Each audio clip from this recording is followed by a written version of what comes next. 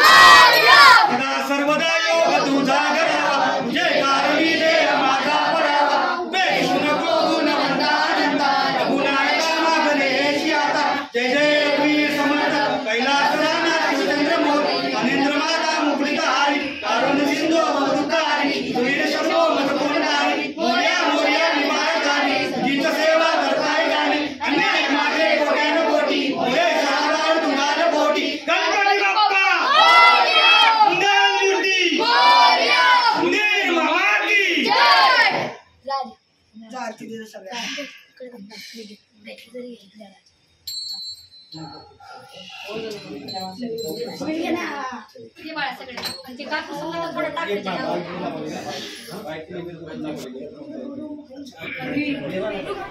सांगाल, आज गणपती बाप्पा तुमच्या घरात बसलाय, काय तुम्हाला वाटते, कशी तुम्हाला एक भावना निर्माण झालेली आहे? खूप छान वाटते मला आणि खूप आनंदी आणि खूप खुश आहे. मला असं वाटते खूप मोठा पाठिंबा, शक्ती आणि खूप आनंद आणि खूप मोठी ऊर्जा आणि खूप खुश आहे मी. देवबाप्पा माझ्या घरी आले आणि 7 दिवसासाठी आहेत आणि गौरी पण माझ्या घरी येणार आहेत 2 दिवसासाठी आणि खूप आनंद झाला आहे मला. म्हणजे खूपच खुश आहे आणि पहिलं वर्ष आहे गणपती बाप्पाचं. असंच गणपती बाप्पा दरवर्षी माझ्या घरी येत राहो हीच प्रार्थना देवाकडे. मी एवढंच देऊ शकते, दुसऱ्याला आपण सुखात ठेवा आणि स्वतः पण सुखामध्ये राहा, जगा आणि जगू द्या, जगवा आणि स्वतः पण आनंदाने जगा. कोणी कुणाला त्रास देऊ नका कसला आणि सगळ्यांनी आनंदाने आणि खुश राहावं. कोणी काही इथून घेऊन जाणार नाही, एवढंच की निस्वार्थपणे कुणाला पण जीव लावा. मी एवढी देऊ शकते. पाण्यामध्ये फुले किंवा पाने काही टाकू नका आणि गणपती बाप्पाची मूर्ती मातीचीच आणा, POP वगैरे कुठली यूज केलेली मूर्ती घेऊन येऊ नका. धन्यवाद मॅडम. आम्ही कालपासून बाप्पांची वाट पाहत होतो आणि बाप्पा येत होते. आम्ही खूप खुश होतो आणि खूप आनंद होतो आहे आम्हाला. बाप्पांची सेवा तुम्ही कशी करताय, म्हणजे कसं बाप्पा आल्यानंतर तुम्ही कशी सेवा केलेली आहे बाप्पांची? आम्ही खूप मनातून आणि इच्छेने आणि आनंदाने सेवा करतो.